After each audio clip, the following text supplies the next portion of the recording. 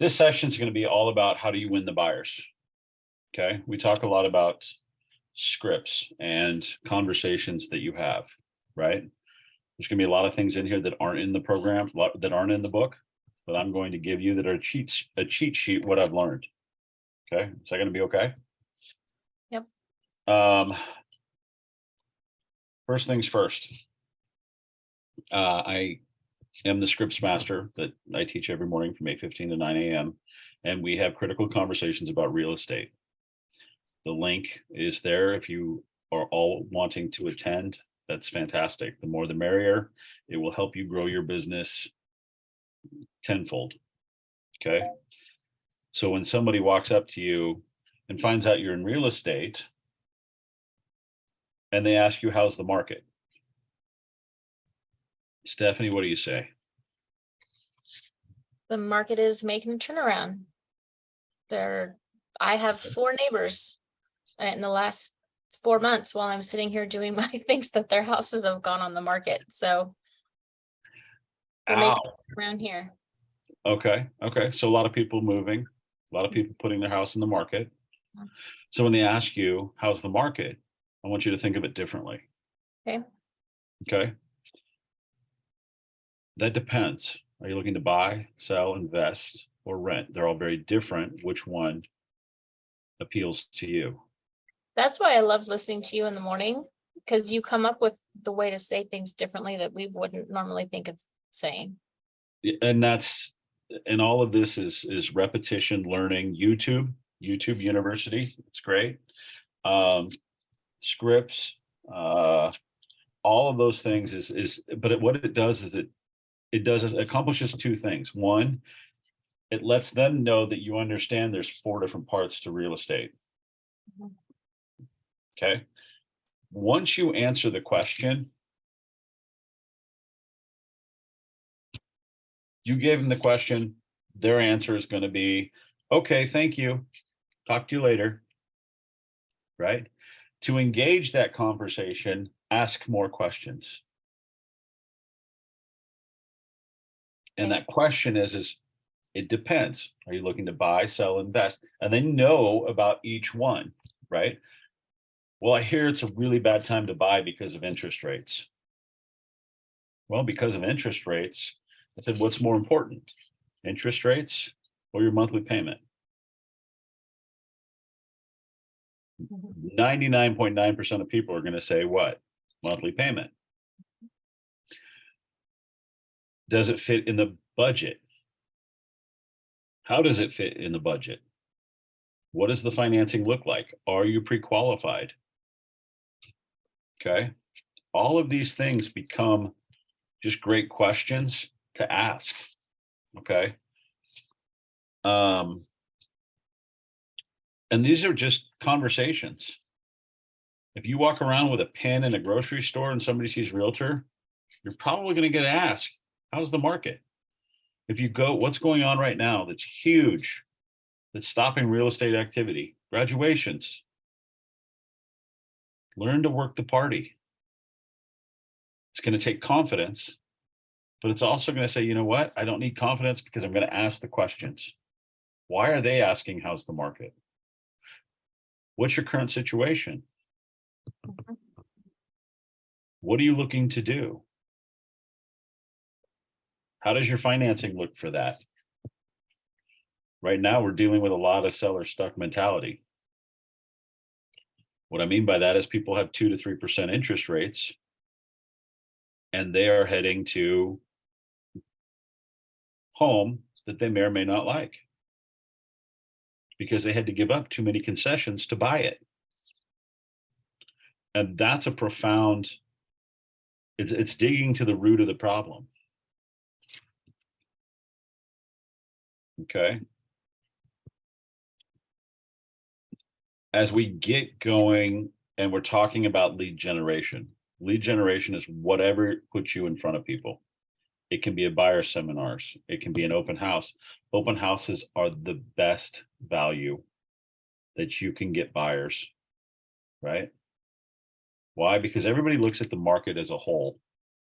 How many months of inventory are there? Okay. We're in a different time. We're in a different age of real estate. And this little thing has changed the way we do business and the way buyers and sellers do business. And it's up to you to know how you combat that. If somebody comes into an open house on an opening weekend, is it an opportunity to write at an under list price? Probably not.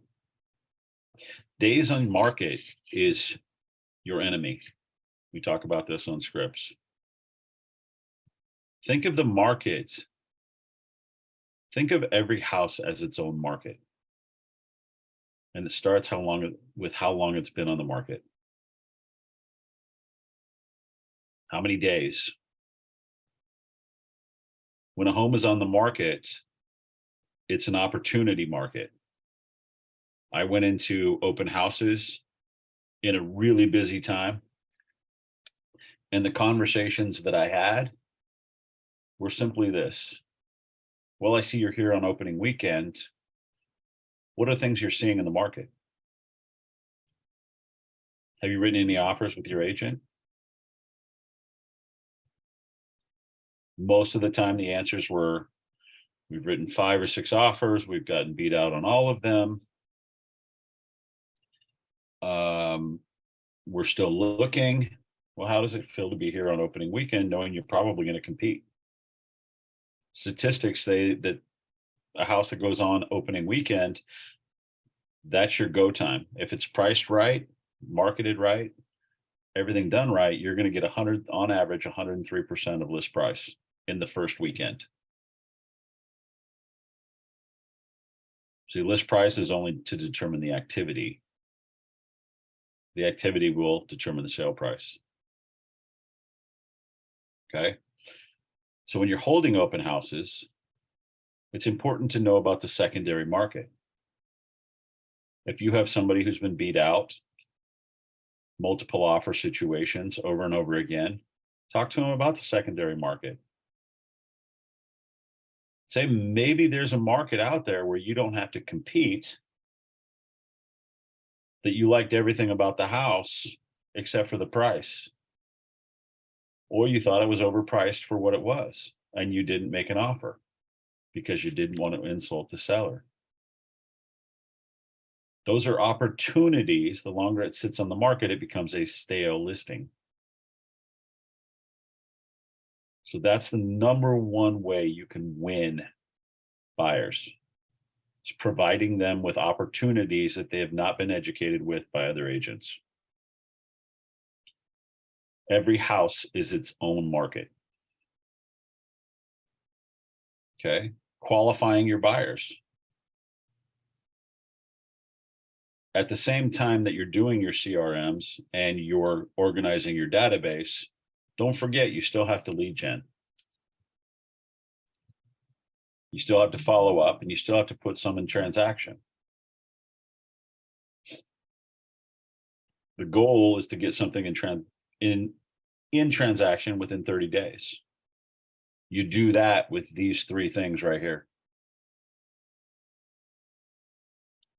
CRM management and scripts. Scripts is there to give you the confidence.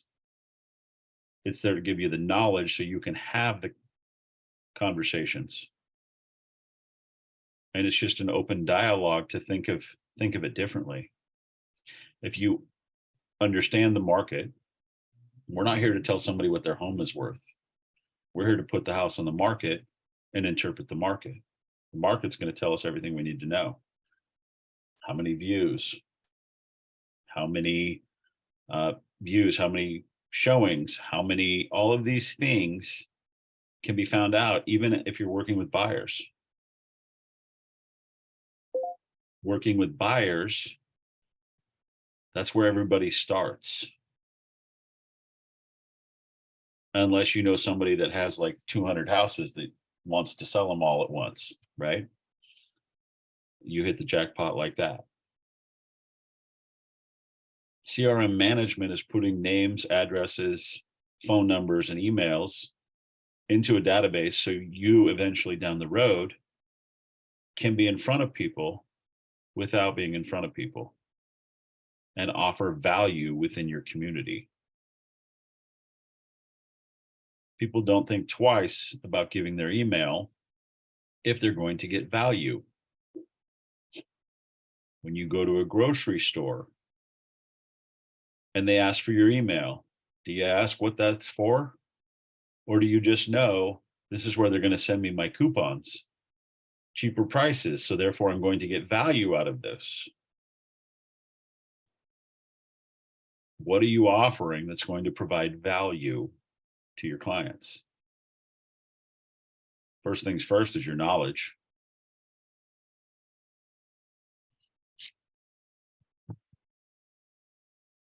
As your knowledge grows, your confidence grows, and your fears go away.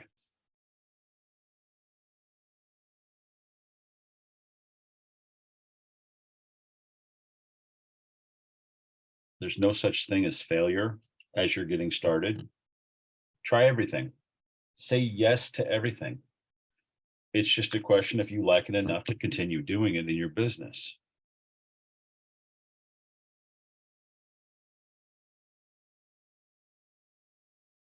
I've tried some crazy things. There's some things I bring back in important situations, but I don't want to do them on a regular basis. Right? Open houses. I have done open houses, what I called mega open houses. And that was bringing food trucks to an open house, paying for the catering. You don't have to do that extent. Okay. I did invest in some flags.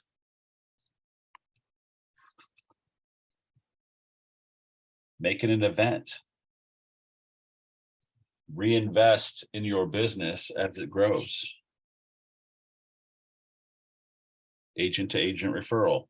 So winning the buyer starts with your knowledge and the questions that you ask. Simply put, the questions that you ask are discovery questions. And today we're really going to talk about chat AI and using it as a tool in your business. I'm a firm believer in chat AI, right?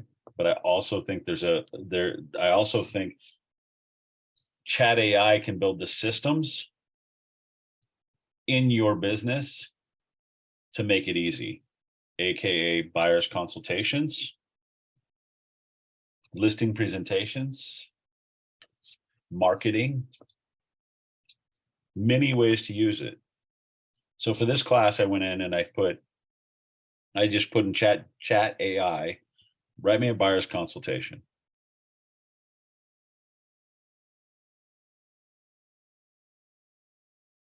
Here are some key points that you should cover in your buyer's consultation. Okay. First one, why did they call you? Or why did you call them? And why did they want the appointment? Figure out their motivation. Whether you're working with listings, whether you're looking with buyers, the first thing is their motivation. Their motivation is going to keep them motivated to sell, even when it gets tough.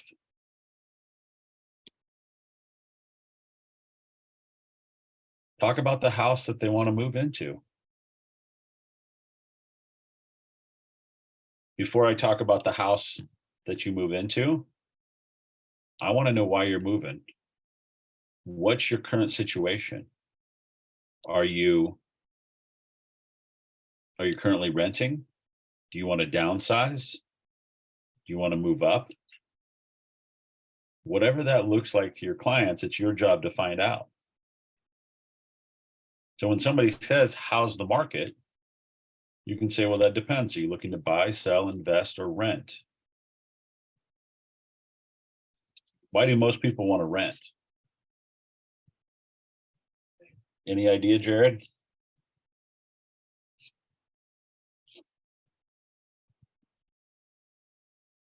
People want to rent because they don't know how to buy a house. You are specialized in what you know. They don't teach this in high school. They don't teach it in college. And it's your number one asset. It's the number one way to grow wealth. There are cheat codes in the tax system, that tell you if you buy a house every 2 years, that's the best way to gain wealth. And then make it a rental. Right now, in the current market we're in, what happens? We have a lot of people that are in a seller stuck mentality with interest rates between 2 and 3%. At 2 and 3%, there's nobody who's going to move into a house and go get a 7.87% loan. Market statistics, you've got to know. You've got to know what you're looking at. Know your TMOs. We get TMOs every Monday, right? So when the TMOs come, make sure to know your area. Make sure to know what those statistics are. It's a cheat sheet for the data. When everybody says, look at the market, let's answer what the market looks like. Well, right now, how many months of inventory is there? Depending on where you're at, depending on where you're located. The TMOs break it down into the price range. Right? You can't just say blanket, hey, Northeast Portland, area number 142 in Portland, you're looking at 3.3 months of inventory with a 33% pending ratio. TMOs break it down. They break it down to where buyers can understand it. Okay. And it's important to know that. It's important to know these statistics. Save them when you get them, save them in a file. So you can go back year over year and know the statistics of that neighborhood, that area, year over year. See, it makes a difference when you can walk in and say, hey, in the last 30 days, we're looking at a 2% decrease, but year over year, looks like we're still up. Know your TMOs, know how to read them. Where do you learn how to read them? We teach it not every morning, but we do teach it on scripts. Critical conversations. The way we work with buyers has completely changed. It used to be that you brought them in, so you wanted to play it safe. You bring them in for a buyer's consultation. You have your buyer's consultation all ready to go.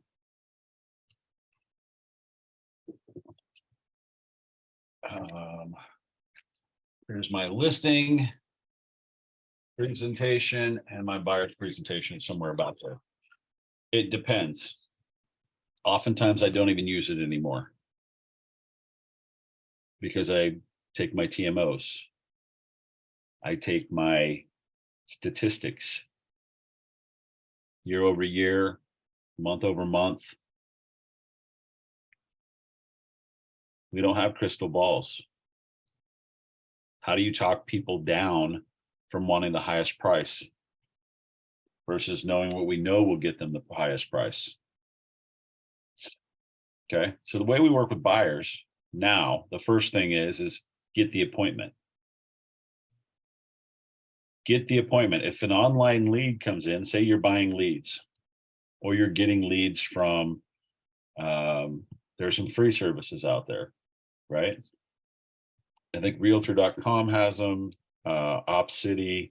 There's a couple others out there that have them. Do some research, sign up for those as well.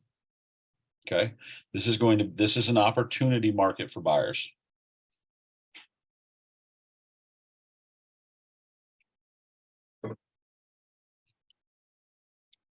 So the first thing is going to be get the appointment. whether it's your database, whether it's from a lead. If it's from a lead, it should be automatically going to your database. Or you're putting it in, and then you are doing what? Lead capture. Lead capture doesn't have to be all four, doesn't have to be address, doesn't have to be phone number, doesn't have to be, it can be one of those three things, four things. But put it in. And then there's an app called Ben Verified. BEEN Verified. And it is a reverse lookup. You can look up by phone number, you can look up by name, and it will pull every contact information on that person, as long as it's the right person. That's on public records. Jared, do you have a question? Nope, I'm good. Okay. Sorry. Did I raise my hand? I thought you did. Sorry. Anyway, no big deal. Your leads, the most important thing on your leads is time to call. Don't leave your buyers waiting. If somebody texts you, answer it right away. They're anxious, they're nervous, they're filled with fear until they get with the right agent. It's going to take that fear away. This isn't taught. You are the expert. Our fear as agents when we're getting started is not knowing enough, is not having the conversation, not being able to have the conversation because you may not think you don't know enough. But the best appointment is one where you know everything about them and they know nothing about you, other than you're the one that's going to help them accomplish their goals.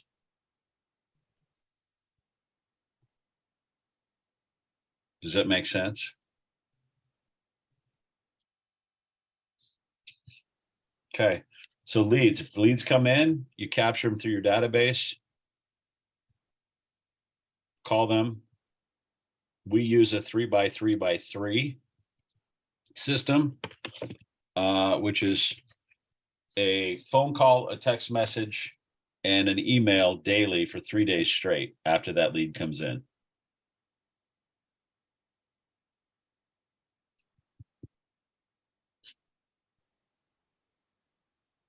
Put them on a drip campaign. You never know when they're going to answer. It could be 6 months, it could be 9 months. And it's just a simple thing as, I'm here to follow up. I'm following up on your inquiry.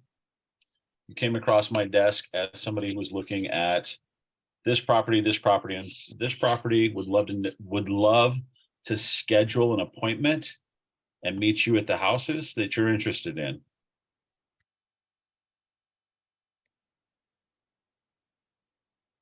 Then you build the trust, right? You get the appointment. We want to be safe as well. Then you build the appointment, or you have the appointment that you are really, that's when you build the relationship. As you're walking through the house, are you looking at houses? How do you look at the houses? What are you looking for? Think on a different level than other real estate agents.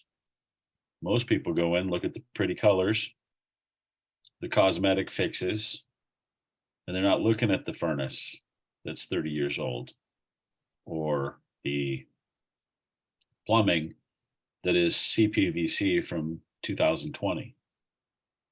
Or sorry, 2002, 2000, right? The biggest thing the biggest obstacle is getting out of your own way. How many conversations a day do you have with yourself that stops you from lead generating? There are people that are wanting to root for you, that are going to help you be successful in business and want you to grow your business and wouldn't work with anybody else. Those are your A clients.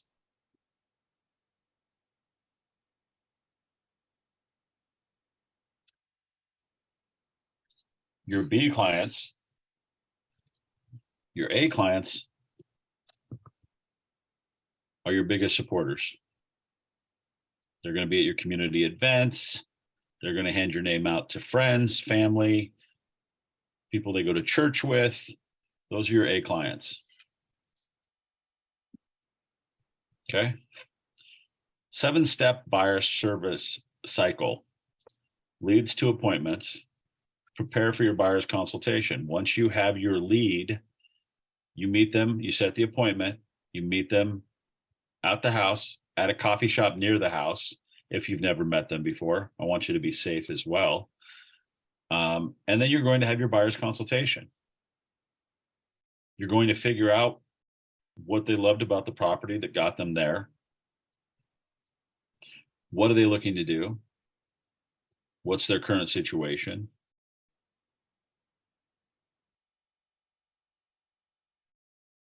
And you're going to have it right there at the showing as you're showing the houses.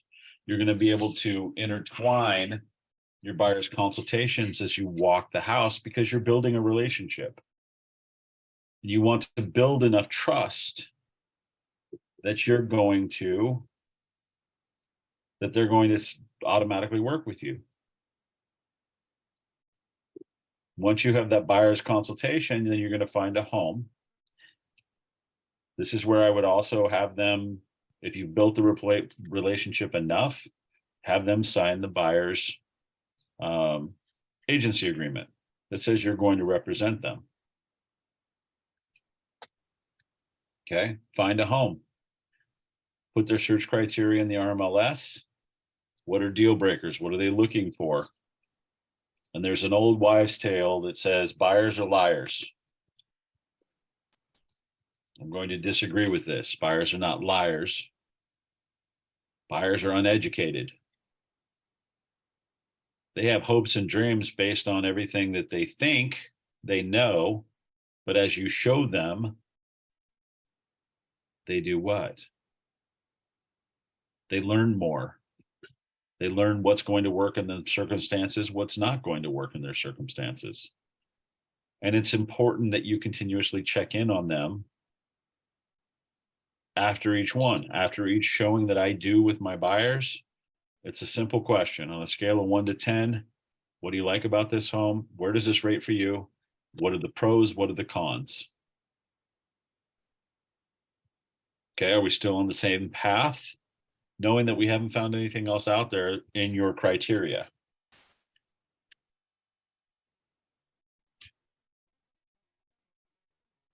Perfect example. I had a guy that he was looking for a manufactured home on 5 acres.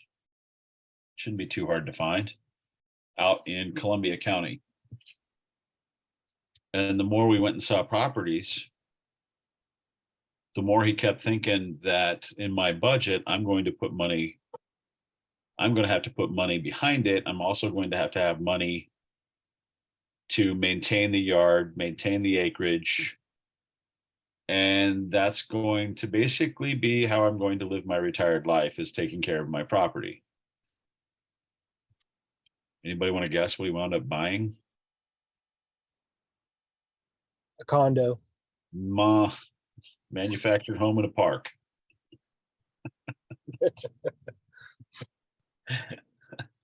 Buyers are not liars.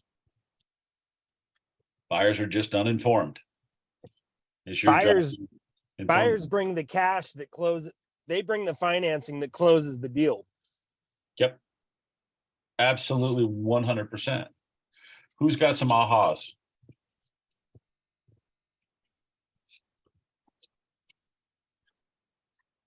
Leads, capture them, ask more questions. A lead comes through, pick up the phone. Speed is of the essence. If they don't answer the phone, shoot them a text. simply follow up with the text that says, hey, Matt Spade here with Team Spade Real Estate. Saw your name came across my desk. You were looking at you were looking at these homes online, and I just wanted to follow up and see how I can be of service. Give me a call at your earliest convenience. I will follow this up with a text and an email introducing myself and check in when's a good time to go see the house.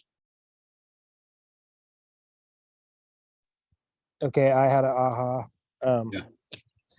I'm out and about, and I went into a business, and when you said something about motivation, Mhm. I'm getting really good at after practice here, getting really good at talking to people. Mhm. But really quickly, I said, "Do you own a home or do you rent?" And then he goes, "Oh, no, no, no." He meant, "No, I don't own." And I go, "Are you motivated to buy?" And he said, "Yeah, in a big way." And my aha is this: you get a business card. I had flimsy business cards. They were kind of floppy. I got a thicker card now I'm using, Mhm. and I left a big blank spot on basically I have some insignia of our marketing, Keller Williams, but I got a big spot on there that I could write stuff down on. And what I was doing in the past was giving out my card, and I'm like, "Give me a call. I'll set you up on a search for whatever it is you're looking for." Now I take that card and I get their email right away, and I write it on that card for myself, and then I give them a card. That was my aha. I just want to share that. So, Your job is to get at least one point of contact so you can contact them. 9 times out of 10, they will not contact you.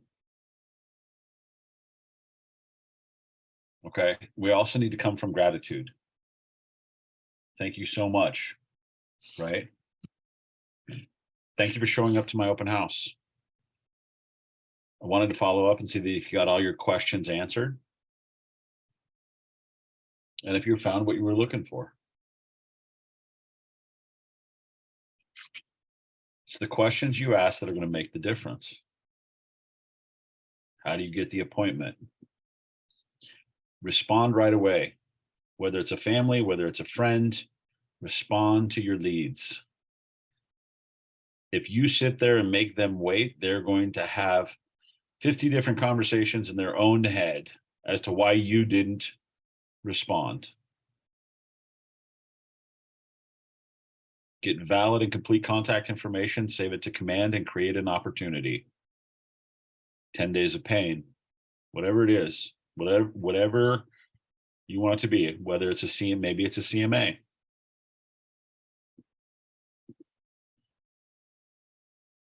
What's their motivation for reaching out?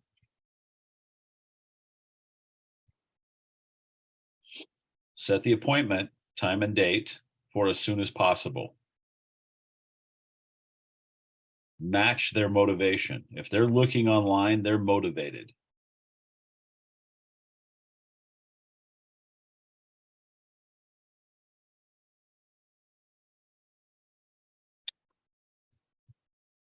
How does that help? Is this helping? This literally has changed over the last 3 years as to how we work with buyers.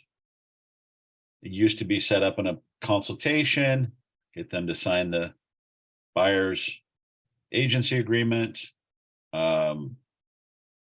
sit them down on the buyer's consultation, put in a search criteria, and then show them houses.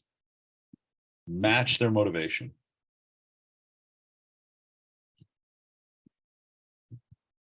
Biggest thing is the appointment. Get an appointment, give them a couple options. I'm available Tuesday at 3:00 or, Thursday or Wednesday at 4:00. I wouldn't make them wait till the weekend. Get in front of them as soon as possible. 7 close to appointment tactics. Show the benefits. What is know the process, right? When we're talking about a buyer's presentation, you're going to talk to them about what comes next.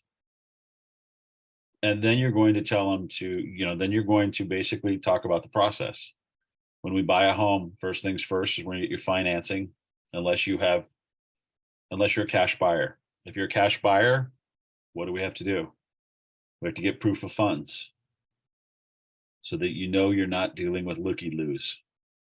Looky-loos can be exhausting. They have no intentions of buying houses except for they're bored and they want to waste your time. Your time is valuable. Okay. What are your home buying goals?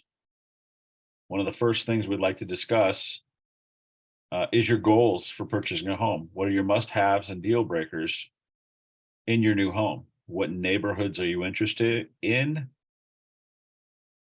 How many kids do you have? How many pets do you have?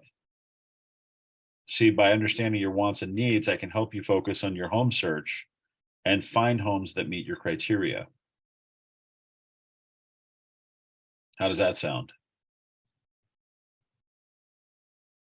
Give them a statement, then ask them a question. Come from gratitude. Thank you for taking the time to meet me today. I'm excited to work with you. Boom, that's a close. You're asking for the business. You're not leaving any options open. You're not saying, I hope you'll work with me. I look forward to working with you.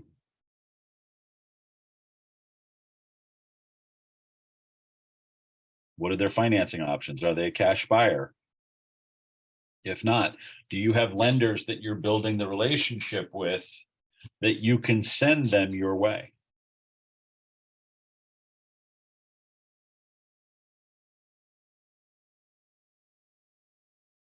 Or you can send them their way. FYI, there's a lender panel tomorrow. Keller Williams, Eugene Springfield. I think it's at 11 o'clock, and you might have to sign up for it first, but there's a free lunch. Those are great ones to meet people who are looking for more business and wanting to grow your business with you. Take lenders to open houses.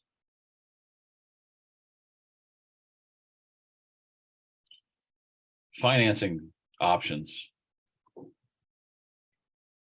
What kind of financing are you looking for? I have several different lenders that I have for my clients. It's not just one, it's who has the best programs for that client and what their needs are. Do you have a lot of money saved for a down payment? Do you have to sell this house to buy your next one?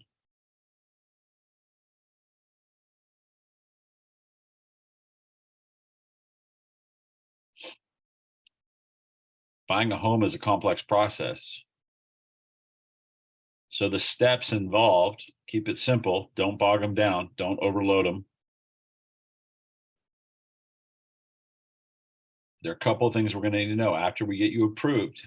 You can get approved with 4 different, after you fill out the application, you have 4 different items that you need to put together to get approved for a loan. It's W-2, it's a pay stub, 2 years of taxes, and bank statements. If you have those 4 things, you can get approved. I've seen people do it in 4 hours. Okay. If I have someone, can I ask a question? If I have someone who doesn't have a pay stub, but they get 1099, Yep. do they just show their taxes? What else do they have to show? So self-employed is a little bit different. Okay. So essentially they're going to want the 2 years of taxes. Okay. Here's the biggest problem when you're self-employed. What's the goal of being the self-employed? It's not to pay any taxes, right? Yeah. So you need a lender who specializes with self-employed, who knows what to look for. Yeah. And what that is, and have that conversation, right? Okay. As a 1099 employee, you want to show that you make no money. So how do you get a loan when you make Right. no money? Right. Right? Right. It's It's a tax code. There are lenders that work great with it. Okay. Okay, so find one in your area. Where are you out of? Are you out of Eugene? Southern Oregon, Southern Medford. Oregon. That's right. Okay, so find one down there that works, Okay. that knows self-employed and what it, and build a relationship with them. Okay. Any conversation as you're getting into the business with lending is a great one. Yeah, so I have a couple who own their home. Okay. He's self-employed and their son is living there with them and paying their rent, paying the mortgage. So he's gonna stay in the home and they want to buy a new home. But Okay, it's 1099, so yeah, we're trying to figure out the best way for that. So, so I would say instead of figuring that out, just call them, work with them as far as, hey, I've been talking to people that I know. You've got a Facebook page down there. yes, So put on the Facebook page or the distribution email and just put out a thing that says, have a client that's looking to get approved for 1099, new to the business. Who do you know that I should know? Okay. For a 1099 self-employed. Okay. Okay. I can do that. Okay, that's going to be the easiest way. One thing I would want you to do is use your resources. Yeah. The Facebook page, there's no such things as stupid questions Right. because we've all been there. And it's just like, who do you know that I should know? Another great Facebook post or Instagram or whatever your social media is who do you know that I should know that is in lending, that Okay. is in general contracting, that is in plumbing, where you've had a great experience and you want their business to grow. Does that Perfect. make sense? Yep, it does. Okay. Anytime you see somebody doing work on a house in your neighborhood, your job is to go knock on the door. That's a potential lead of somebody looking to sell. Right. Okay. Okay. I just drove past one of those and didn't stop. Normally I'd stop, but I am in a hurry right now. Right. And sometimes it's good to just get out of the house and drive and observe and go have conversations. Do what we call pop buys.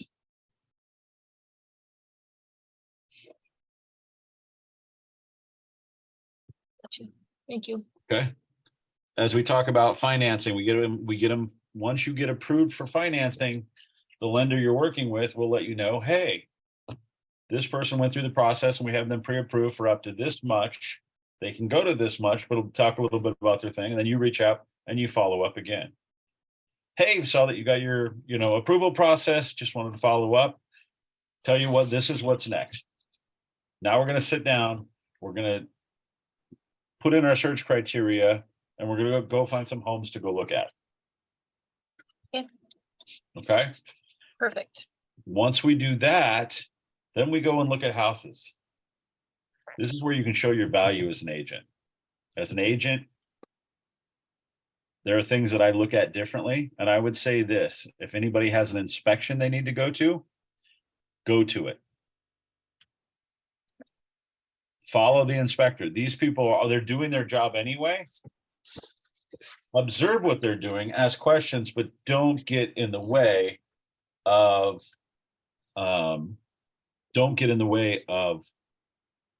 their work and distracting them. Okay. Yeah. All of these things will grow your confidence and the conversations that you have. Right? What are we looking at when we look at a house? Curb appeal. What's the color in front of the house? Is it new bark dust? Have they prepared it right? How old's the roof? Is the roof in good condition? These are all expenses that your buyer is going to have to know if they're looking to buy it. Mhm.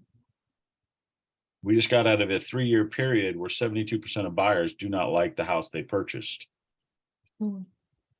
It's an interesting stat, isn't it? I It's- forget that one. It says a lot. Why? Because buyers had to give up, they had to give up concessions and buy houses as is for over the above asking price. And then when they move in, they realize that the furnace is 25 years old. The roof is 30 years old. And all of these things need to be done. And they just paid 50 over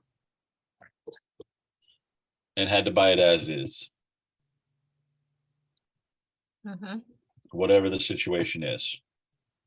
If you don't want to have that conversation with them afterwards about the home they bought and the condition it's in, and they wish they would have done more due diligence, help them with the due diligence. That's what I'll say. Absolutely. Talk to them about the age of the roof. Talk to them about what can happen. What is this? What is going on? What are you looking at here when you move in? Now, a house isn't, for some reason, a house knows when it changes owners because something always goes wrong. Home warranty is a great way to stay in touch with your clients, especially your buyers.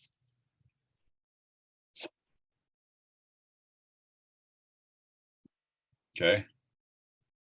Ask them questions.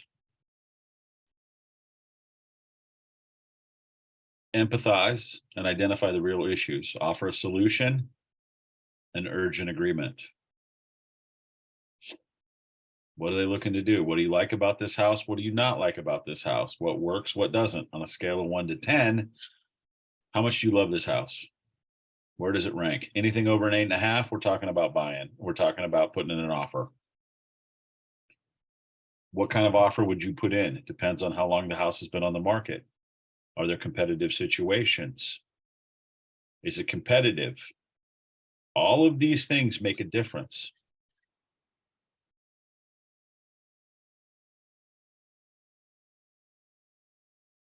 When I say make a difference, it makes a difference. It's getting them to write. To me, there's no sense on doing the preliminary work. Hey, what's the value of this house? Is this overpriced? Is this underpriced before you go look at it? You can pull up a map, see what's in the neighborhood, see how it's priced. The most important thing is how long the house has been on the market.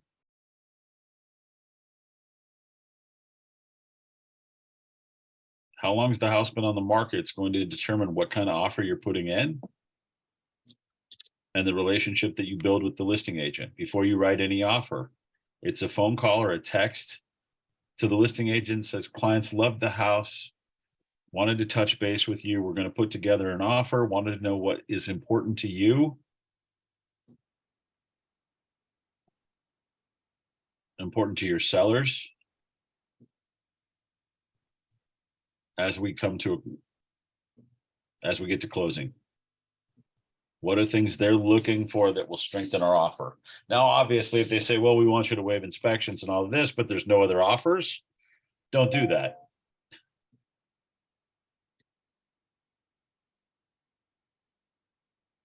We want to sell the house as is. Okay. Matt, what's it like putting offers in on a place and waiving an inspection contingency? I mean, I would think that only someone who is like a builder would maybe do something like that. I know. Myself, I always suggest that my clients do to at least have the inspections. But there are times where I write, we will not ask for any repairs or price reductions, but we still want to have the inspections. yeah, I would think Okay. that's just a kind of a Ve- mandatory thing in my business. I can't imagine, but I know it Very- happens. So it does. It does Maybe happen. if it's a complete tear down, I can imagine, It depends on what they're going to do with the house. And then also there's another equation to it as well, is the other the other avenue for this process, for this, is how well the house has been maintained.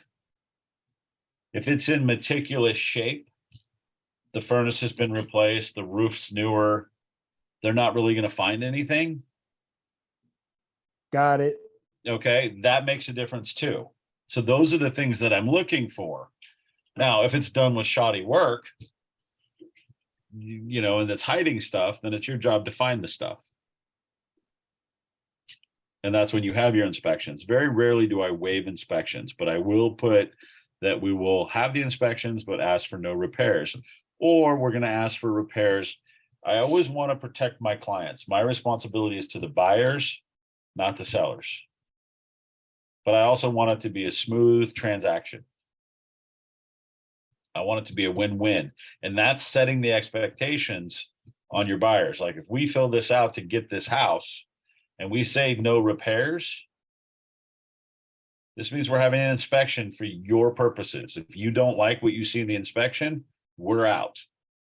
We still have that contingency. We still have that protection, and then we go find another house. Okay, that's the reality of knowing the situation. That's going to be the listing agent and the relationship that you build. You want to be the agent that they want to work with. Okay. A big key, honestly, it's just more questions.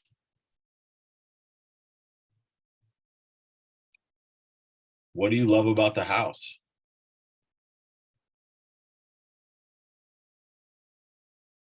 Talk to them about making it a home.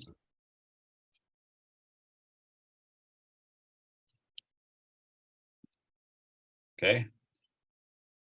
Preparing for the buyer's consultation. Right? As we go through this, the buyer's consultation is simply, I want you to do this. Go to ChatGPT, ask the question, write me a buyer's consultation as a real estate agent. It gives you like blue, bullet points, six things: your home buying goals, financing options. That's the lender. We've already discussed that. The home buying process. When you're buying a home and you're in the consultation, how much money do I need up front? Well, you're going to need earnest money, which standardly is about 1% of the purchase price. That can go up or down depending on your finances. Okay, the less money you have down, we may have to look for extenuating circumstances of houses that have been on the market longer. Okay. You're going to need earnest money. You're going to need your inspection fees. I would always suggest that people get a professional inspection, a sewer scope, a radon test. I would start with those. If it's a rural property, you're going to do the professional inspection, the well quality test, the septic. Coliform. The Sorry. septic general rule in septic is that the buyer pays for the inspection, but the seller pays for the pump. If you are in a competitive situations, one of the ways you can strengthen your offer is to have the buyer pay for the pump and the inspection if they have the money. Okay. And that's for rural properties. If it's a house built before 1976, I believe it is, or of course you've got lead-based paint. You can always assume that if a house is built before 76, there's probably lead-based paint. Just don't lick the walls. Popcorn ceilings before 1978, you can probably already assume that there is asbestos in the popcorn. They've come a long way in finding ways to remove that popcorn, but once again, it comes down to don't lick the ceiling. It's as simple as that. Okay.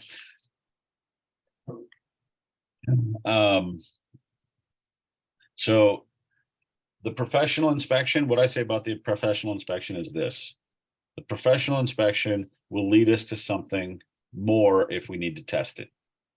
Right? If we're looking for mold and mildew, that's very common in the Portland area because we are full of moisture. And the reality is not everybody, as you're looking at houses, right, you can see evidence around the fans. If there's peeling paint, or what you can tell that there's moisture, that all of that is indicative of somebody who is taking a shower and not using their fan. It creates moisture, gets up into the attic. You're most likely going to see not only peeling paint around the fan, but you're also going to see probably mold and mildew in the attic.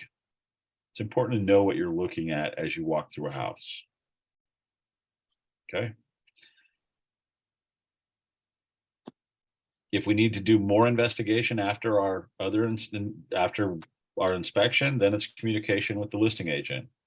Hey, we've got some fungal growth up in the attic. Would love to have somebody come out and take a look at it and see if it's anything to worry about or not. You're not telling them what you're going to do. You're going to be asking them. It's their listing. It's their seller's listing. How you ask may be offensive. Don't just tell them, hey, my clients are concerned about some some growth in the attic. Love to have somebody come take a look at it. What's your thoughts? What's your seller's thoughts? Is that something we could put on the schedule?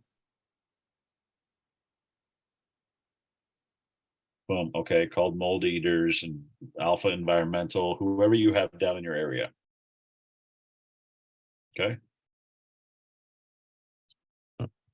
Home inspections are important. They're probably the most important part of the home buying process. They can uncover any issues with the property.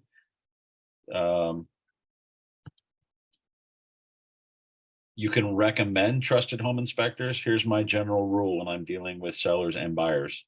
I will give them options of contractors I've had good dealings with. I will offer them 3 lenders if they're looking to buy. I will offer them, if they're looking for construction people or inspectors, I will give them a choice of 3 companies. Sometimes I do schedule. I find out what's a good time for them. My clients, a lot of people don't work this way. A lot of people say schedule it yourself. You can certainly do that. It takes away the liability. I'm the one that's going to be at the buyer's inspection, or somebody on my team will be. So therefore, it's got to fit in my schedule as well as your client's schedule, as well as fit into the inspection time period. Okay. Then you've got your negotiations. Once we have the inspections, tells us everything we need to know. We can then ask for repairs, or we decide if we're going to move forward or not. Once we have that done, then we're waiting for financing appraisal, where they're going to determine the value of the home.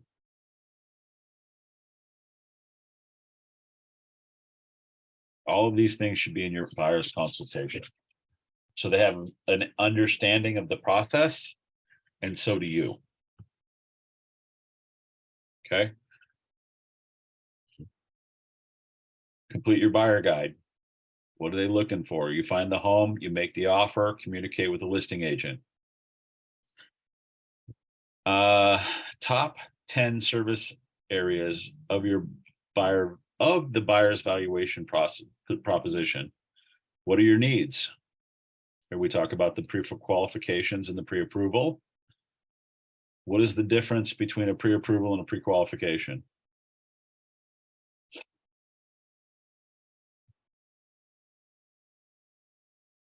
Pre-qualifications is they haven't filled out an app, but they have a pre-approval based on the conversations they've had with the lender. A pre-approval basically says you've turned in all your information and we have no red flags and we are good to go on that. One of them has gone through underwriting, the other one has not. What neighborhood are you looking for? What's important? Putting in the home search in the RMLS. prospecting profiles. These are what makes you, these 10 things right here is what makes you an exceptional agent. How you negotiate, how you have vendors lined up. So in the meantime, as you're growing your business, these are the vendor conversations that you should be having with people within your community, is a good way to put it. Okay, post. Hey, Matt. Yeah, On the pre-qualifying or pre-approval, yeah, there's also fully underwritten, which is credit approved.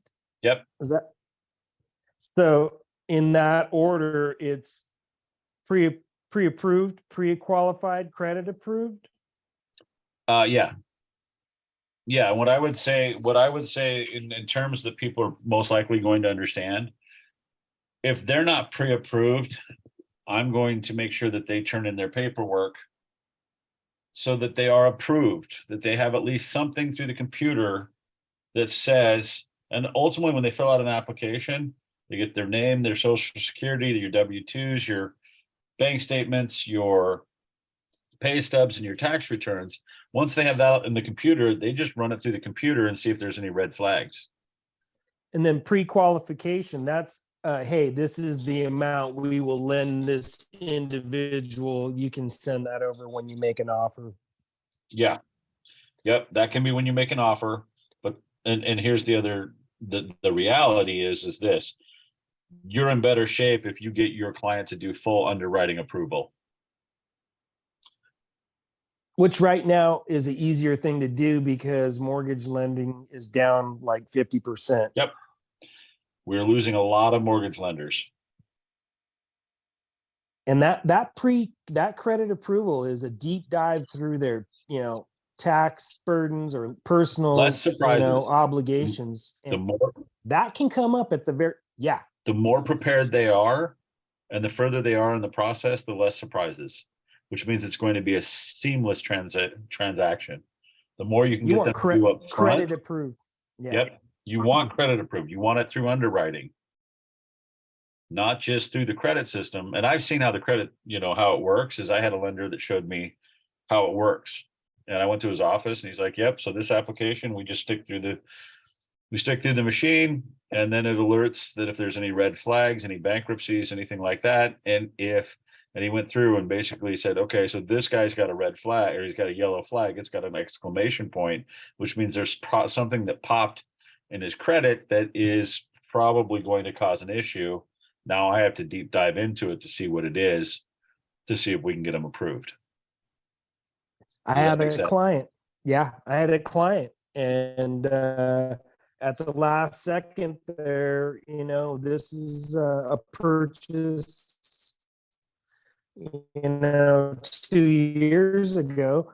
And I thought everything's great. And they're doing that last, troll to get the credit approval. And my client's like, well, I do have a little thing going on with the IRS. I believe it's all squared away, so it should be fine. But I was like, oh God, And then was talking to a lender last week over here in my neck of the woods, and she said she'd had 3 different agents have this issue within the last one I'm pushing for, definitely with buyers. Which I lost a bunch of buyers last year because the interest rates killed them. But, hopefully interest rates come back around and we get them back on board again.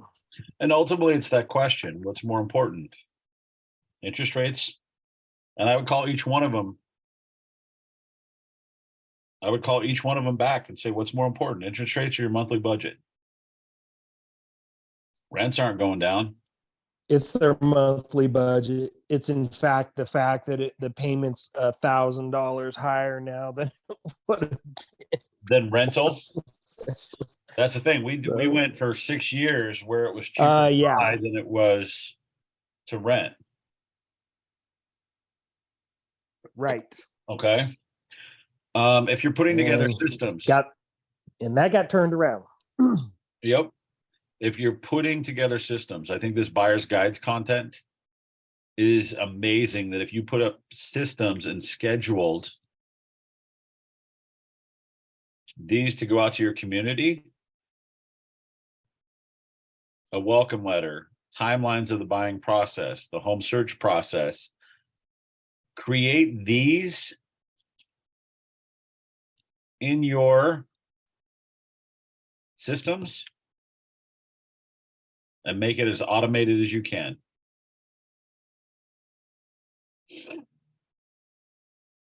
Okay.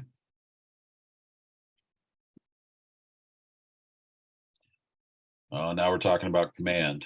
It doesn't matter what if you're using command because we pay for it here, great. There are other CRMs as well.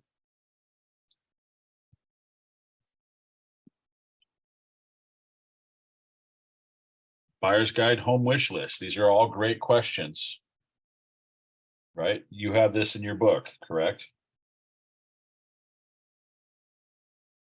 Yes. Yeah. So if you've got the book, go through the book, and this is going to be your systems. These are the systems that you're going to put in. And these are a lot of great questions. Who will be living in the home? List of the adults, the children, the pets. So mother-in-law, mom, dad, whatever it is, whoever it is. What are your top 5 non-negotiables? What would they be? Put this in your buyer's consultation. Do you need your house to be move-in ready, or are you willing to do some work on it? What's the advantage to doing some work on it? That's what we call sweat equity. Maybe not pay as much up front, but that you can build over time as long as you've got money saved away to do the repairs and do the things to make it your own.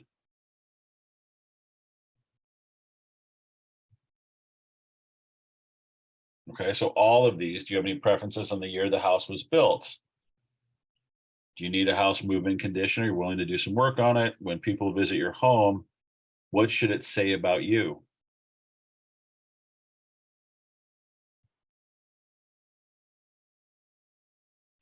A lot of people say, I don't care. Are there any specific features that you would add to make your next house feel like a home? This is the most important thing right here. To get buyers off the fence and to write an offer is you have to make that house feel like a home. So with listings, you're taking the emotion out of it for the sellers. You're showing them what every buyer can see. With buyers, you want them to be able to picture it as their home.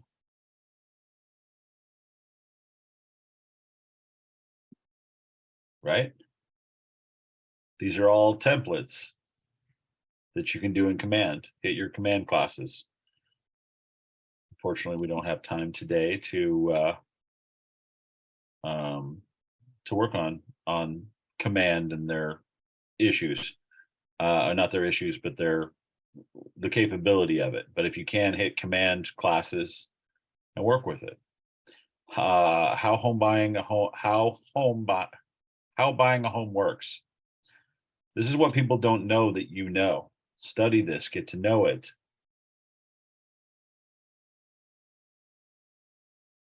This is your roadmap to success.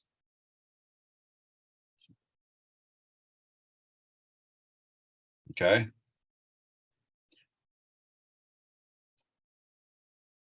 Home loans made simple. We have, what is it? Keller Mortgage.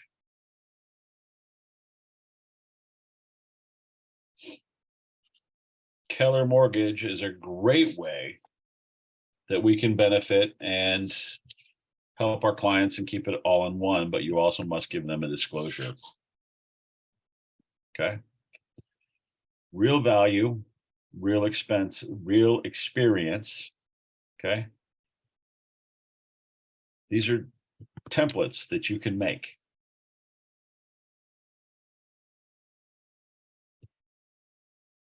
Know your numbers.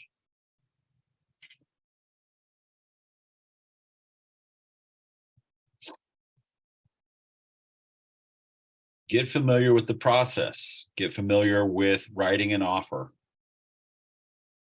Hit the contracts classes. Why? Because that's when people are going to know that you're lacking experience. But if you're familiar with how to write an offer, how much more confident are you going to be showing homes? I remember about my first 20 homes.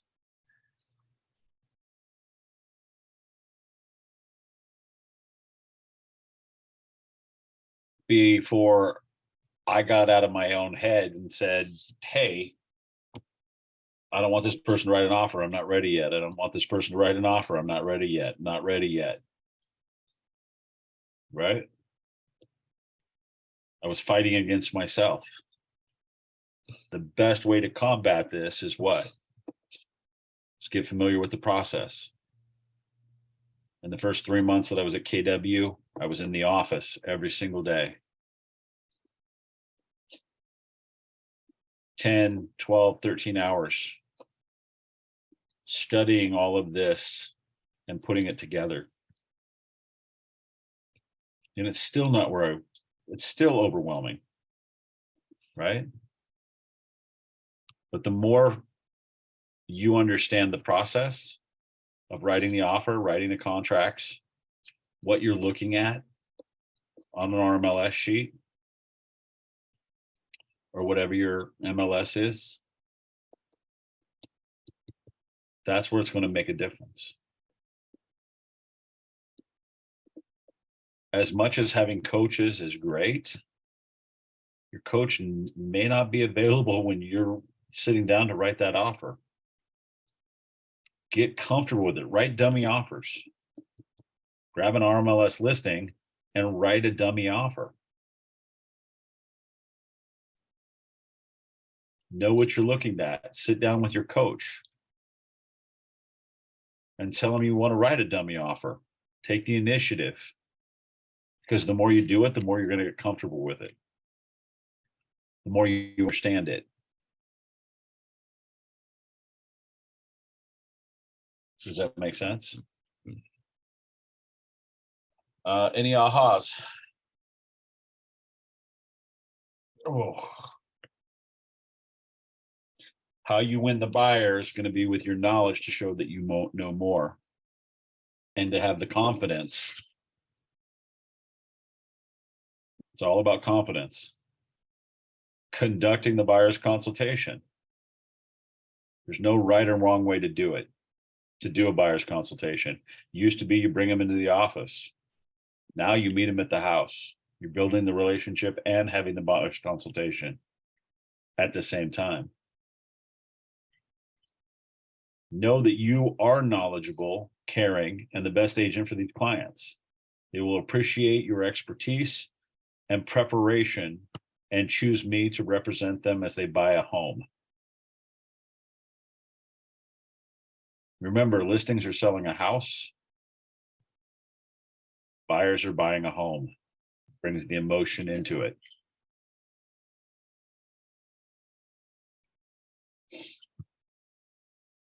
Okay.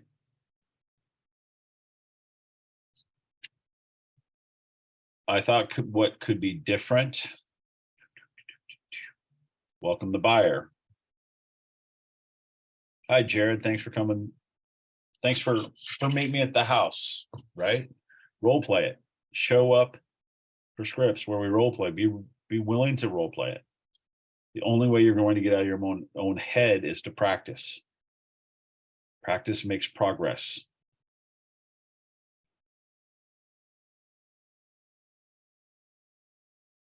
It's the questions that you ask. A perfect buyer's consultation is where they know nothing about me, and I know everything about what their goals and what their dreams are. And then follow up. Here's your buyer's needs analysis.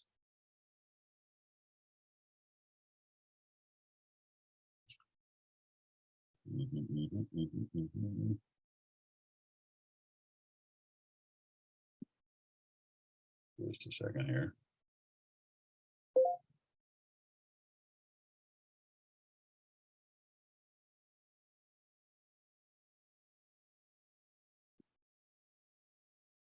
because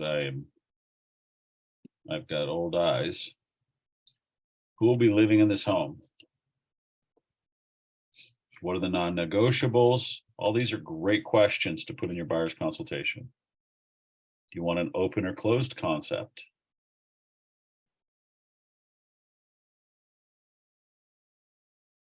What type of home are you looking for? Single family, condo, or townhome?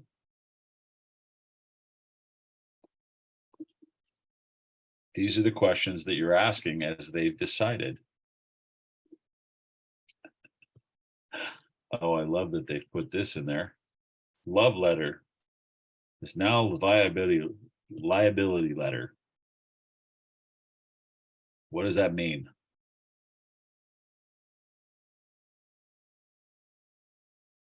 So we used to have love bet letters that gave people an unfair advantage because they didn't have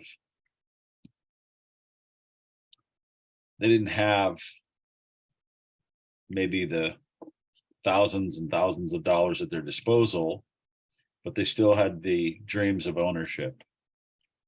And so we used to write love letters, and some people still do, right? They tried to get it outlawed through our legislation, and court systems won that you can still put in a letter, and it's up to the listing agent if she's going to present them, but they are a liability. All you're doing is saying how much they love the house, how much they love the home, a little bit about them. We're not mentioning anything that could get you in trouble for equal opportunity housing. We have to be careful. Getting the signed buyer's agreement. Get it. Get the buyer's agreement signed. Would you list a home without a contract? Probably not, because somebody would think it would be really weird that their house was for sale when they haven't signed any contract. We have to start treating our buyers the same way.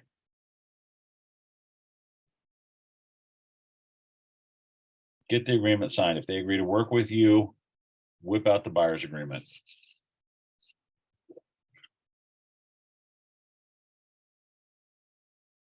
Does that make sense?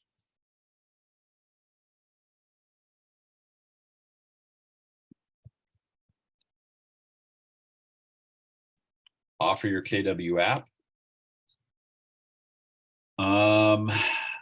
People are going to use what they're going to use. You have to know what they're using to stay up, to stay ahead of them. If they're looking on Zillow, you better be looking at it as well. Okay, here's the other thing.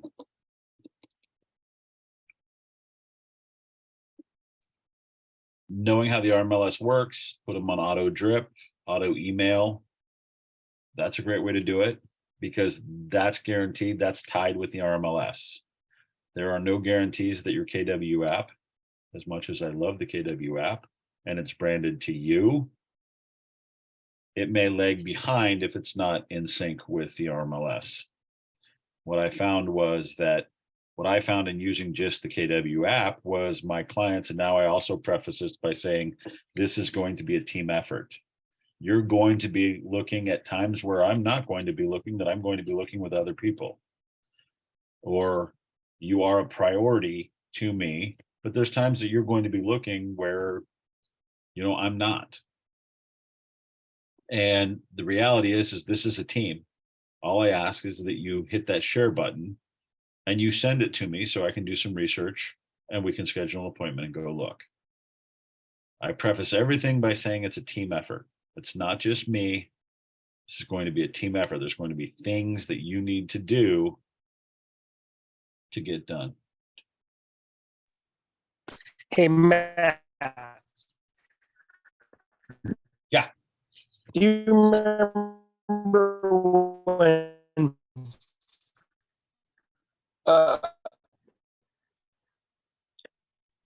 there was more homes in the newspapers for Yeah. sale. Yes, I'm dating myself. And I want to say this is before 2000-ish.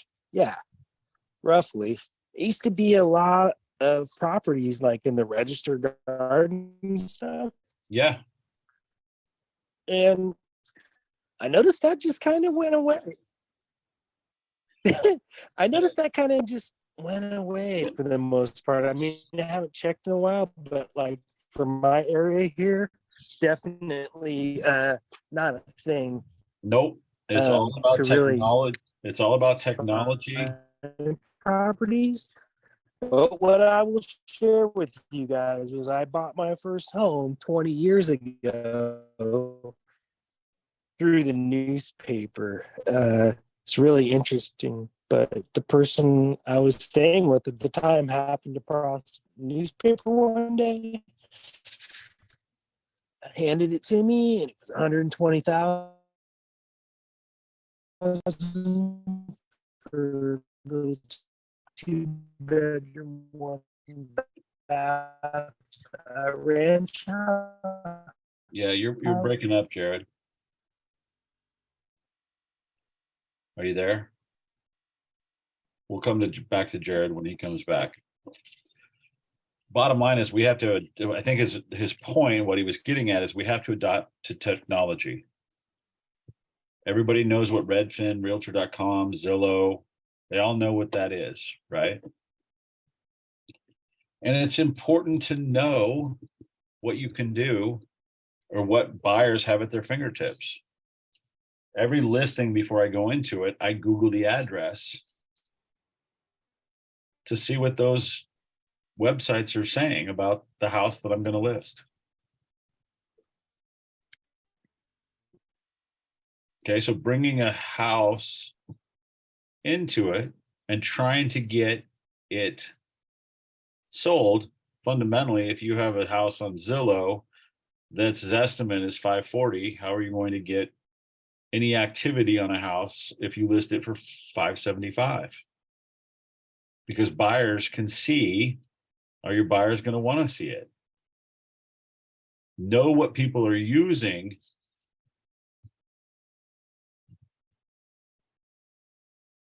in their home searches. They're already looking. Before they contact you, they've already looked.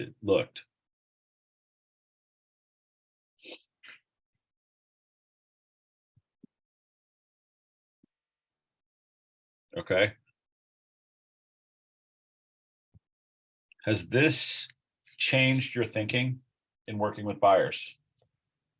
One, you're probably a little bit overwhelmed in what do I have to do now to get ready?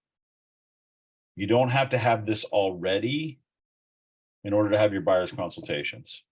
Just make this part of your systems that you're working when you're working on your business or working in your business, not on your business.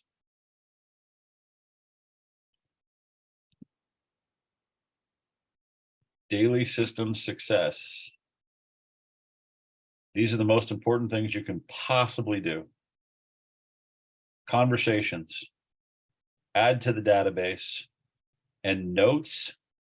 You want to stay ahead of the game, get personal notes. And just a second here.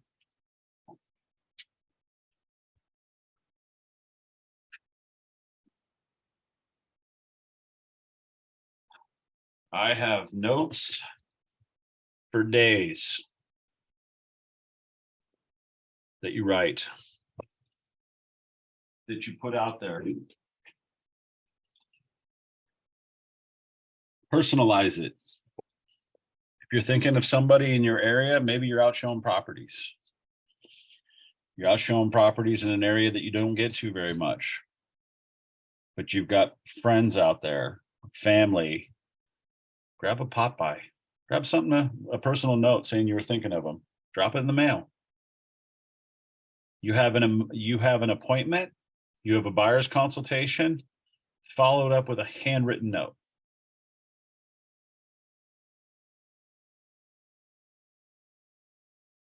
All of these things make a difference.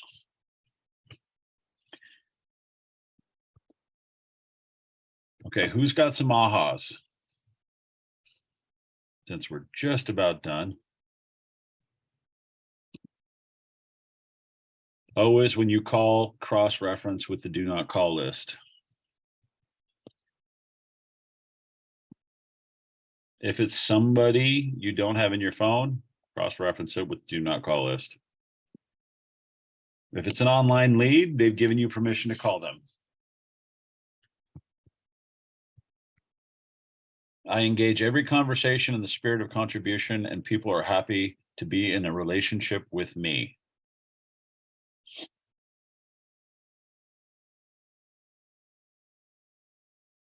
I have one wife, but I have 250 relationships. And that takes effort. Every single day. You don't want them to go alone. I know you've all got other things going on, role playing. This is where I would tell you to wake up at 8:15, come prepared to role play so we can get better at having these conversations. Take the fear out of your world.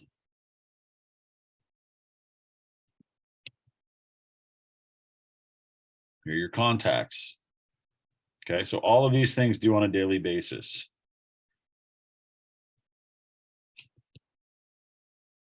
When I got to KW, I met a guy here in Bold, and we woke up every day at 5:45. And we role played for 45 minutes and just talked business to start our day off right.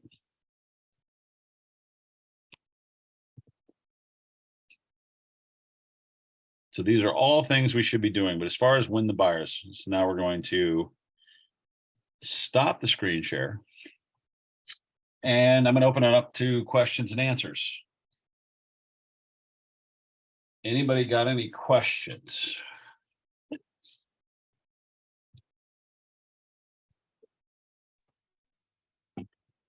How many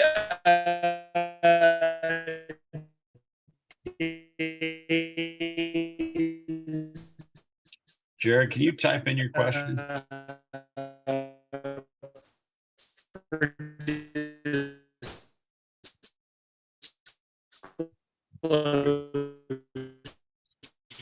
You're still coming in. You're still coming in like as a robot.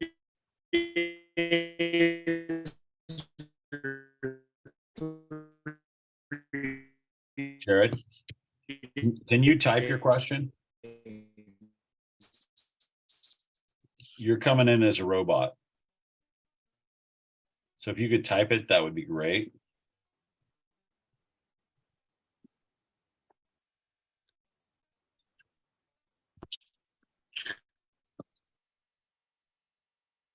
Yeah. Wherever you were just then, stand right there.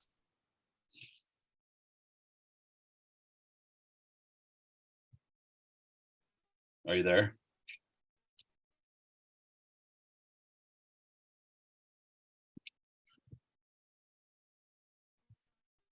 Okay, so in the process, so if we go back to the process, buyers have 4 outs in the process when they're buying a home. First one is preliminary title report. If something comes up on the preliminary title report, that is a lot.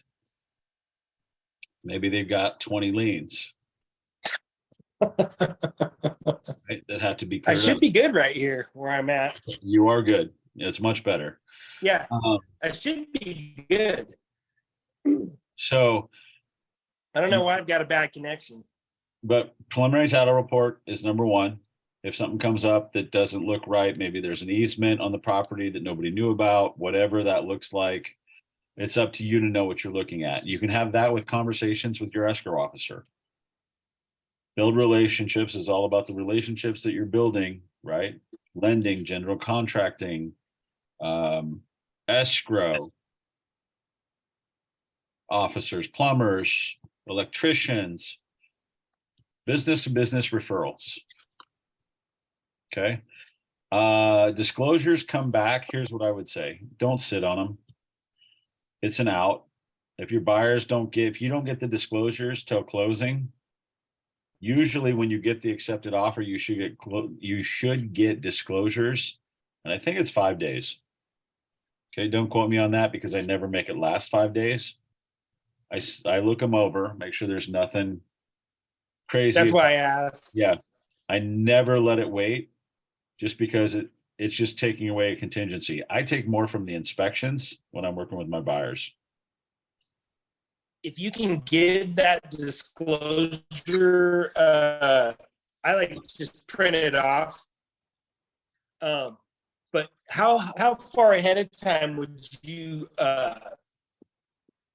you give your sellers the disclosures to fill out as long as possible? Like, say if they have like a month or a I couple give weeks them- or a week. I actually give it to them at the listing presentation. So- This is the paperwork when you list with me Okay. that you're going to have to fill out. Okay, that's the road I've been going down as well. Mhm. It's all about the listing presentation.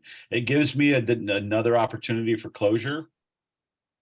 And then it just says, when you work with me, this is something we're going to have to fill out to get the paperwork started. Okay. Yeah, that listing, my listing presentation, I nailed it, and I have that listing if I can just keep everything else moving along smoothly, and so KW is quite the teaching monster, and I tell you, I always get a little something else out of these Ignite courses. That's why I keep coming back, and it's just the repetition as well. So I do thank you, sir. I'm gonna check out here. No, that's absolutely awesome. If we don't have any other Appreciate questions. all that you give. If you can still hear me. Yes, I can hear you. So buyers consultations, work on those. Use Chat GPT. Jared, thanks for coming. It means a lot. Love what you're doing. Keep doing what you're doing. Stephanie, you're doing great. Keep showing up. Will do. Thank you. Caitlin, it's tough with twins. Yes, it is. I actually do have a question for you, if you Yeah. don't mind. No, not at all. I have never used GPT for anything before. I'm a total newbie there. So you're recommending to use Here. it for the buyer's presentation. Any advice just with total newbie going into Chat GPT at all? Okay, so I'm going to do this and I am going to drop this down. Can you see my screen? No, it's black. It's black. Resume share. Just a second here. Let me see. And it was just really great to hear that you say that your career started with open houses, because that's really like all I'm able to do at this point, and I've been doing as many as I can, like every weekend. I've done 4 so far. And so it's just nice to hear that that's how you kind of got started also. So the best thing I would tell you is this. The important thing is follow up. Follow up with the agent. When the open house is over, lock the door, go clean stuff up. Actually, right then when you lock the door, text the agent whose open house you're holding open. Text them how it went. Give them the feedback, because their clients are waiting anxiously as well. Right.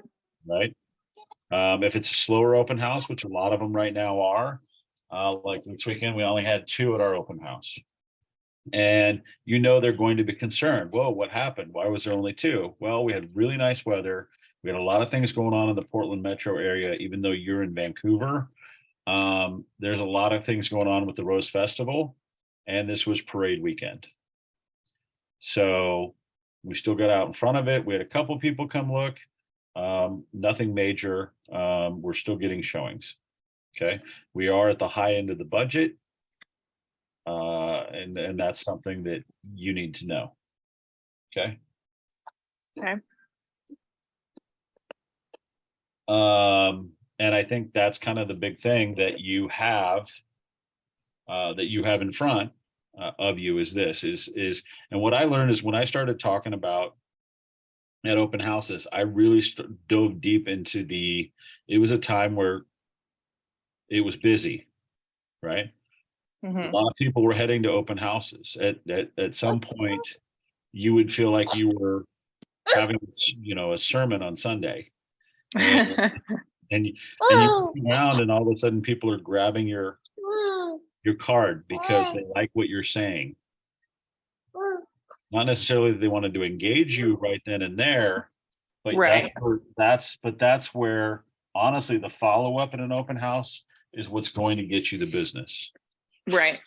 And the follow up is just simply thank you for coming to my open house. It was a pleasure meeting you. Maybe we didn't get a chance to talk, but I want to make sure that you got all your questions answered, not only about the house, but the market we're in. And let them talk. Okay. Okay.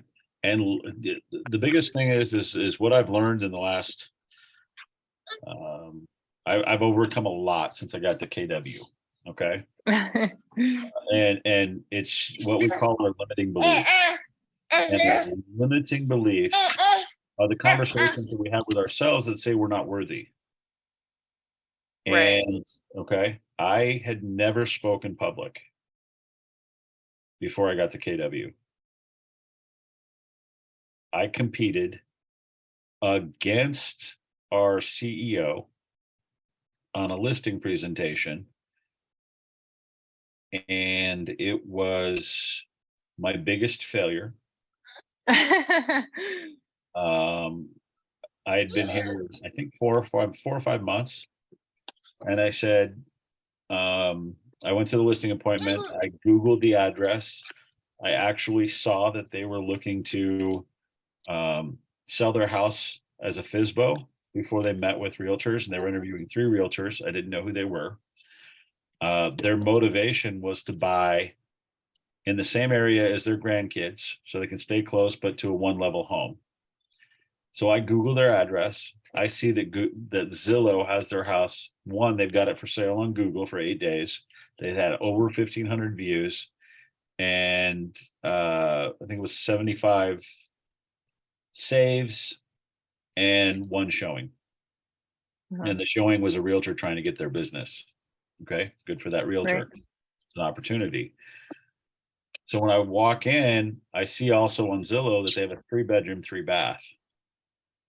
Public Records has them as 5-bedroom, 2.5 bath, and the house is ironically a 5-bedroom, 2.5 bath. Uh-huh. So the first thing I tell them is here's their estimate that's showing up at 540. And I see they've got it listed on there for 575. Well, let's put you in the mind of a buyer. If you're seeing a home on the market that's perceived value, whether it's right or wrong, it doesn't make a difference. The perceived value is 540,000. How many people are going to get off their couch to come see your house? Are you getting off your couch to come see your own house? Right. See, this is where technology has changed things. And knowing that their motivation is I screwed up on one area, mostly in this listing presentation. I told them that, and they asked, what would you list for? And I said, I would list at 550. Why? Because a lot of apps that we use in technology approve buyers in $25,000 increments. Okay. So the days of 549.9 should go away. You want to appeal to more people. So if you get at 550, I said, then we're going to have people looking from 500 to 550, 525 to 550, 550 to 575, and 550 to 600. So we're going to put more eyes on it if we get to that $25,000 increment, which is what we want because list price only determines the activity. Okay. It also says this. So at 550, then they asked me the question of this: how long would it take you and your team? First, they asked how many people were on my team. And I said, I said, it's me and my wife, and that's it. Right. So how long would it take you to get the house on the market? I said, it'd probably take us 48 hours, because in the appointment, I saw a bunch of stuff everywhere. It wasn't very tidy. They had, they were kind of packing things up and whatnot, which was good, which is what we needed them to do. But they also had a sick grandkid. And so that was hindering progress. So I told them I could probably get it on in 48 hours. Well, their motivation was they wanted to put an offer in on the house that was right around the corner, that was a single level, so they could be closer to their kids. And that agent, of course, knowing that I called that agent and said, hey, you know, just saw you lower the price. What's going on? How's the activity? He goes, I think we're going to get an offer this weekend. I said, okay, perfect, great. He also went for a listing presentation with them. And then me and our owner at the time. And he was teaching 29 listings in 29 days.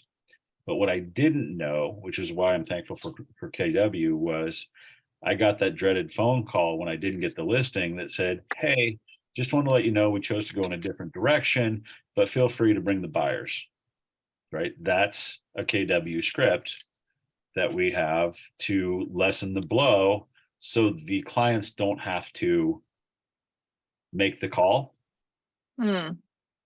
So it's like, well, I know we competed, you're choosing me. I can make that call for you, or we can just say, hey, thank you for coming to see us. Please know that we chose to go a different direction. We're going to be on the market this weekend. If you know any buyers, please feel free to come show our house. Gotcha. It just lessens the blow. So Right. at that point, when I got that call, I knew it was a KW agent that got the listing. And then, of course, I see the listing and I see that I went up against our CEO and 29 listings in 29 days.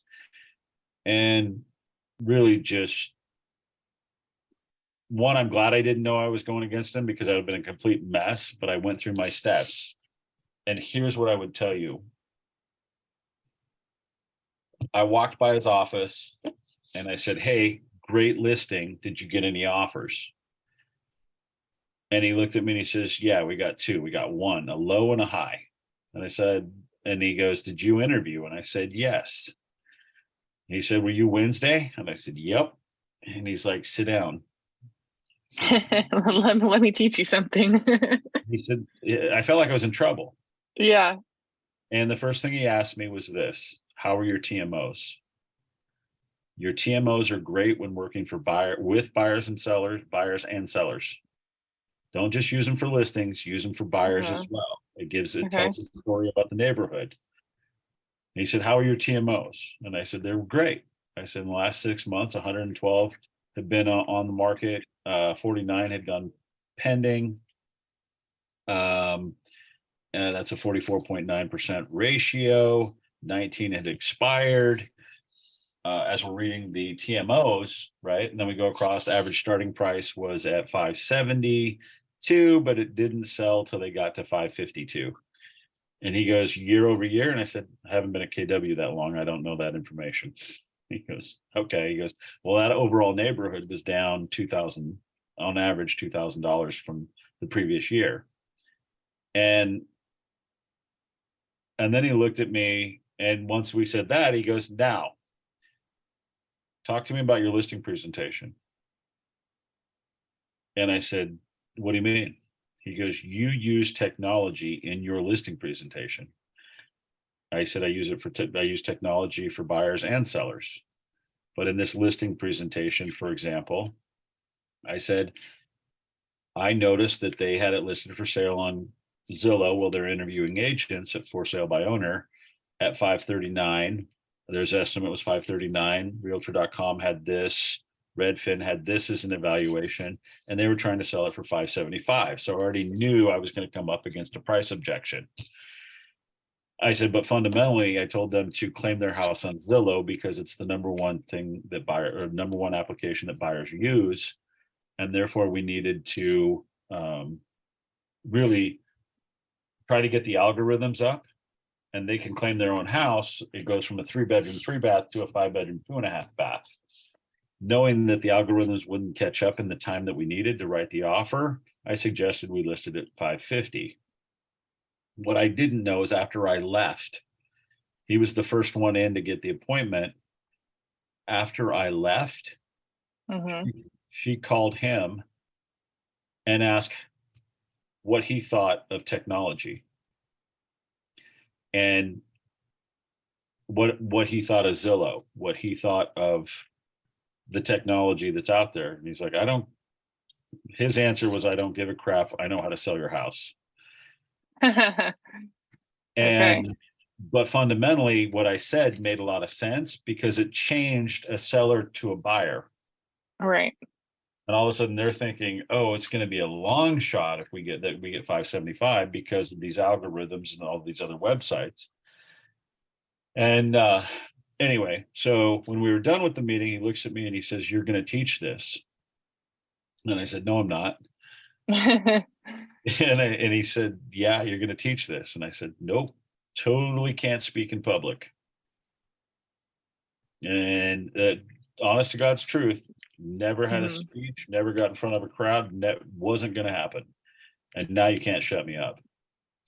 So what I learned was I had found a passion for teaching others in this business. I don't want you to ever feel like I felt when I was with the other company.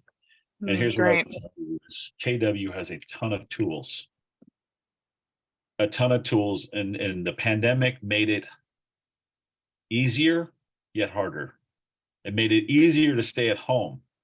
But you know what you're not going to do is build your business staying at home. Mhm. Find to get in the office, say yes to the classes, get into the office, because it wasn't just the classes that we were taking, it was the conversations that were had at the office for everyone, from everyone. Right. There's a whole lot of wealth, a whole lot of knowledge. You're new, but guess what?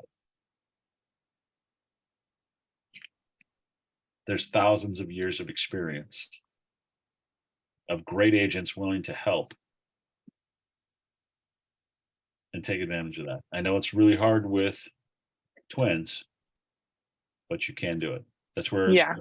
the calendar is going to make all the difference in the world. Okay. Does that help? Thank you. Yeah. Thank you so much. What was I your appreciate biggest your time. aha? What was your biggest aha? I don't even know. There was so much in that. And this morning, because I was on that call this morning also. Right? Just it was I feel like a good day of a lot of information to implement, from the QR code signing in to all of it. I was going to say, and that's it. And that's what we're here. We're resources. I know it says Scripps Practice, but it's not really Scripps Practice. It is, I never know where it's going to go. A lot of people, Right. a lot of people have other jobs. Jeremiah is absolutely amazing at what he does. Yeah, he taught one of the, I don't remember if it was an Ignite or one of the PC, because I'm in the PC program. And that his class was fantastic. Also, I really enjoy every time I get to listen to him. He is absolutely amazing at what he does. Yeah. And he didn't start out that way. But he's trained his brain to think differently than any other agent that I've met. Right. So I Okay. will continue to give back, because I don't want you to ever be alone in what you're doing, because it's hard enough. People think real estate's easy. It's the hardest job I've ever had, but it's also the most fulfilling. Right. But it can see is a that. job. Yeah, it definitely is. Definitely. All right. All right. Thank you so much. I appreciate your time. Yep. Have a great day.